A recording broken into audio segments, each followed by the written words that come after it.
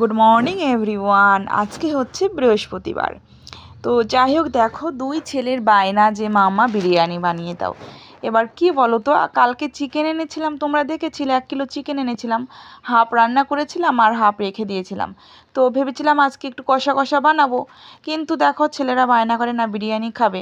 আর বিরিয়ানির সাইজে তো কাটা নেই, ওরা তো বুঝছে না শুনছেও না। এবার কি করব বলো তো, যাই হোক ওদের বায়নায় আর কি বানাতে চলে এলাম। তো বিরিয়ানি বানাতে এমনি তো যা মশলাপাতি লাগে ঘরে সব কিছু ছিল, ওই চালও আছে, বাকি ছিল না শুধু দই। তো ছেলেকে বললাম দই আনতে, ও দইও এনে দিল। তো ভাবলাম চলো তাহলে বিরিয়ানিটা বানিয়েই দিই, বায়না যতক্ষণ করছে। তো ওর পাপা এখন ঘরে নেই, নয়তো বায়না করবে, তো এবার যদি না বানিয়ে দিই মন খারাপ করবে। ওই কারণে ভাবছি থাক বানিয়ে দিই। তো এই দেখো সমস্ত মানে গুঁড়ো মশলা দিয়ে, দই দিয়ে, তারপরে আদা জিরে কাঁচা লঙ্কা পেঁয়াজ বাটা সমস্ত কিছু দিয়ে আমি এটা ভালো সুন্দর করে মাখবো, মেখে রেখে ঢেকে রেখে দেবো। আর আমি এখন স্নানে চলে যাব, স্নান করে এসে আর কি রান্নাবান্না করব। আর এখন মোটামুটি 10:30 মতন বাজে। তো দেখো ছোট বলতে যে খুব বেশি ছোট তাও না, মিডিয়ামের থেকে একটু ছোট। তো ওই কারণেই কেমন একটা লাগছিল আমার বানাতে। আর বিরিয়ানিতে যেহেতু একটু বড় বড় সাইজের থাকে, তো যাই হোক কিছু করার নেই, এই দিয়ে আজকে বানিয়ে বিরিয়ানিটা খাওয়া হবে। তো এই দেখো ঢেকে রেখে আমি স্নানে যাব।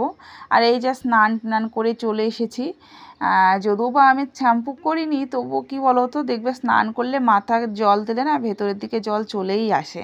তো যাই হোক ভালো করে মুছে টুছে নিয়ে এই যে মাথাটাতে আসছে, এখন আমি এই পুজো টুজো দেবো। তো তার আগে ভাবছি জামা কাপড় কটা মেলে নিই। আর হাজব্যান্ডের প্রতিদিনই কয়েকটা করে করে কাচা হচ্ছে, মানে একদিনই তো সব কাচ্ছি না, ওই 2-4টে করে করে নিচ্ছি।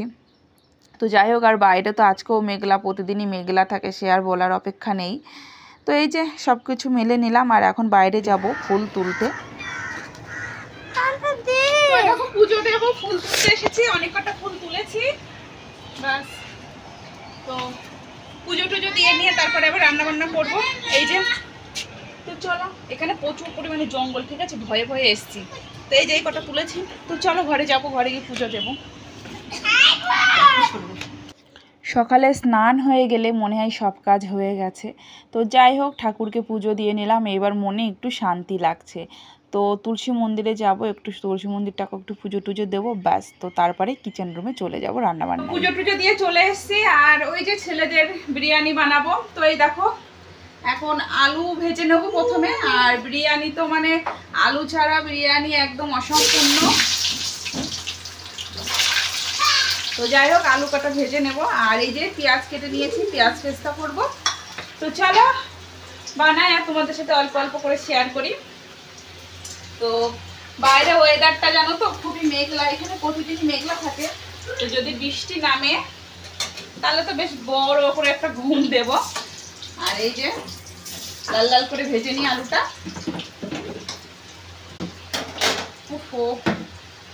তো চলো আলু টালু ভেজে নিই, তো তোমাদের সাথে তারপরে আবার দেখাচ্ছি কী করে কীভাবে বানাবো। তো এইদিকে পেঁয়াজ বেস্তাটা আমি ভাজা করতে দিয়েছি, আর এটা সুন্দর করে লাল লাল করে মচমচ করে ভাজা করে নিচ্ছি। তো এই দেখো লাল লাল করে মচমচ করে ভাজা করে নিয়েছি, আর এখন তেল ঝরিয়ে তুলে নেব। তো কি বলো তো, বিরিয়ানি বানাতে আমার মনে হয় সবথেকে বেশি খাটনি। অনেকে বলে না দমে দেবো হয়ে যাবে, কিন্তু এর যে জিনিসপত্র জোগাড় করে বানানো না, আমার কাছে সত্যি অস্বস্তি লাগে। তো কি আর করব, ছেলেদের বায়নায় বানাতে হচ্ছে।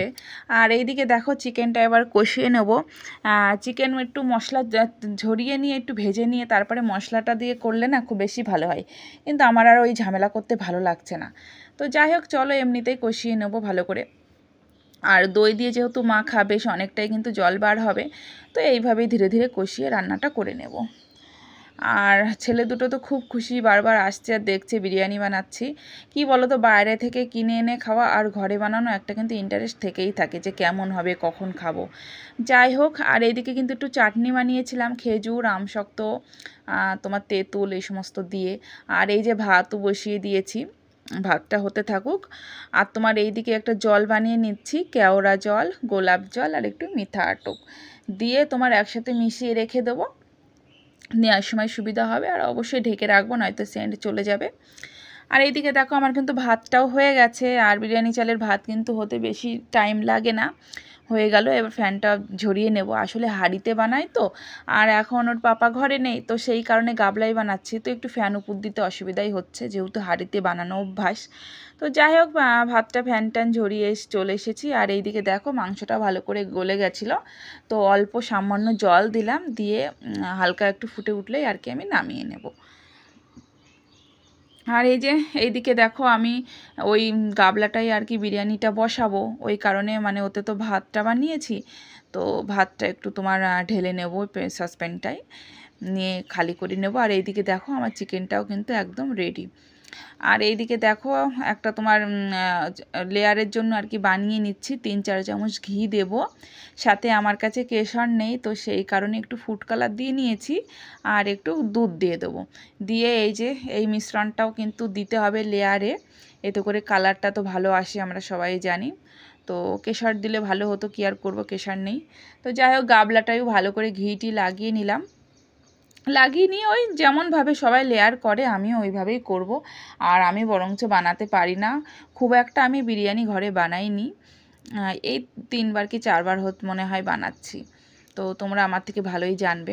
আর ছেলেরা হট করেই বলেছে কোনো প্রস্তুতও না, কিচ্ছু না, ওই কারণেই আর কি। তবুও ঘরে ছিল, সমস্ত জিনিসই ছিল, যেটা দরকার, যেটুকু দরকার।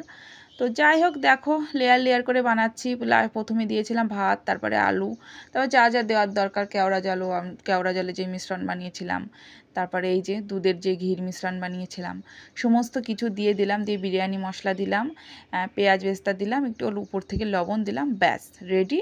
এবার ঢাকনাটা একটু মুড়িয়ে বন্ধ করে দেব, দিলেই কিন্তু আমার এঁটে যাবে। আর এখন আমি তাওয়ার পরে এটা বসিয়ে রাখছি, অন্তত আধা ঘন্টা তো রাখতেই হবে। তো রান্নাবান্না করলে বাসনকুসন তো হবেই বলো, তো একটু ভালো করে পরিষ্কার পরিচ্ছন্ন করে নেব। আর এই দিকে দেখো দুধওয়ালা চলে এসছে, ছেলে জিজ্ঞাসা করছে এখনও হয়নি, আমি বলছি না, ওই শুনে কান্নাকাটি শুরু করে দিয়েছে, খাবে কি খাবে না ঠিক নেই, কান্নাকাটি করে বসে আছে। তো যাই হোক চিকেনের জুস থেকে গিয়েছিল একটু, তো সেটা আর কি বাটিতে করে তুলে রাখলাম, পরে কাজে লেগে যাবে খাওয়ার সময়। আর এই দিকে দেখো বাসনপত্র তো হয়ে গেছে, এ তো হবেই, এ তো আর বসে থাকবে না। তো চলো ধুয়ে টুয়ে নিই, আর শরীরটা একদম চলছে না, বিশ্বাস করো একদম ভালো লাগছে না। আর খাওয়া দাওয়ারও টাইমিংটা একদম চলে গেছে, ওর পাপা যখন ঘরে ছিল না সমস্ত জিনিস টাইমিংয়ে হতো, আর এখনও অন্য জায়গায় ডিউটিতে চলে গেছে না, ঘরের টাইমিংয়ে সব পাল্টে গেছে। তো এরকম করলে হবে না, ঠিকঠাক টাইমে করতে হবে।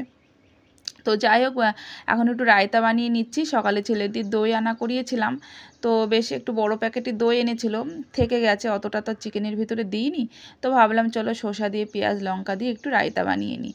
তো সমস্ত কিছু কুচি করে নিয়েছি, একটু বিট নুন দিলাম, আর একটু জল দিয়ে ভালো করে ফেটিয়ে নিলে কিন্তু আমার রায়তা একদম রেডি হয়ে যায়। তো এই দেখো আমার বিরিয়ানিও একদম রেডি, আর বিরিয়ানিটা কিন্তু খুব সুন্দর ঝরঝরে হয়েছে। তো কি বলো তো, বানানোর পরে খেতে ভালো লাগে, আর বানানোর আগে মানে অস্বস্তি লাগে, যে মনে হয় থাক বানাবো না, ওর থেকে চিকেন কষা আর ভাত করে রাখি। তো দেখো এখন বানানো হয়ে গেছে, আমারও কিন্তু মনে খুশি লাগছে দেখে, যে কখন একটু খাবো। আর এত সুন্দর হয়েছে না কি বলবো, ঝরঝরে সত্যি দোকানের মতনই কিন্তু লাগছে দেখতে। তো যাই হোক এই যে নিয়ে নিচ্ছি, নিয়ে খাওয়া দাওয়াটা শুরু করব। আর কালকেও খাওয়া দাওয়া করতে লেট হয়ে গিয়েছিল, আজকে আরও বেশি লেট হলো। তো চলো খাওয়া দাওয়াটা করে নিয়ে 2 ছেলেকে দিয়ে দিয়েছি, ওরা তো প্রচণ্ড খুশি বিরিয়ানি পেয়ে। আর এই দেখো সে চিকেনের জুসটা ছিল, রায়তা আর চাটনি, চাটনিটা তো কেউ খাবে না, আমারই খেতে হবে, সে পরে খাবো, আমিও খাবো না, আমার বানানোটাই ভুল হয়ে গেছে, মানে রায়তা হলে আর চাটনি লাগে না। তো যাই হোক এই যে হয়ে গেছে, একটু পেঁয়াজ কেটে নিয়েছি, আর শসা অল্পই ছিল একদমই, তো ওটা রায়তার মধ্যেই দিয়েছিলাম, ওই জন্য স্যালাডে নেওয়া হয়নি। আর চিকেনটা খুব সুন্দর গলেছিল জানো তো, না ঘেটে গেছে না বেশি শক্ত, ঠিক ঠিক একদম। আর খেতে দুর্দান্ত লাগছে, দুর্দান্ত সত্যি, মধ্যে মাঝে বানালে কিন্তু ভালোই লাগে, কিন্তু কুড়েমির অভাবে না বানানো হয় না। তো চলো দুপুরের খাওয়া দাওয়াটা করে নিই। আর এই দেখো খাওয়া দাওয়ার পরে বাসনপত্র হাজির। তো সত্যি কথা বলতে আমার বাসন ধুতে এত কষ্ট হয় না, আমি অন্যান্য কাজ করব সব ঠিক আছে, বাসন ধুতে আমার ভীষণ কষ্ট হয়। তো কি আর করব বলো, কষ্ট হলেও করতে তো হবে, সংসার জীবনে পড়েছি, কষ্ট করলে তো আর বসে থাকা যাবে না, কাজগুলো কে করবে, আমাকেই সব করতে হবে। এখন আর ইচ্ছা হচ্ছে না যে বাসন কটা ধুই, তো ভাবছি একটু রেস্ট করব, মানে রেস্ট করে নিয়ে তো তারপরে বাসন কটা ধোবো, একটু ভালো লাগছে না। আর যে রায়তা বানিয়েছিলাম না, তো সম্পূর্ণ মানে কি বলবো, ছোটোটা একটুখানি খেয়েছে, বড়টা তো হাতে দিইনি, আর সম্পূর্ণটা আমিই খেলাম। কি বলো তো, এই যে বিরিয়ানি খাওয়ার পরে না একটু যদি রায়তা টায়তা খাও তো একটু হজমটা তাড়াতাড়ি হয়ে যায়, কিন্তু ওই যে শুনবে না। আর আমার এখানে দেখো সবজি পড়ে গেছে, আর উঠবে না। তো তো চলো, ছেলে দুটো আমার খুশি বিরিয়ানি পেয়ে, ওরা খুশি হলে আমিও খুশি, কি আর বলবো। তো আজকের ভিডিওটা এখানেই এন্ড করছি। সবাই ভালো থেকো, সুস্থ থেকো, আর আমার ব্লগগুলো কন্টিনিউ দেখতে থাকো। সবাইকে টাটা।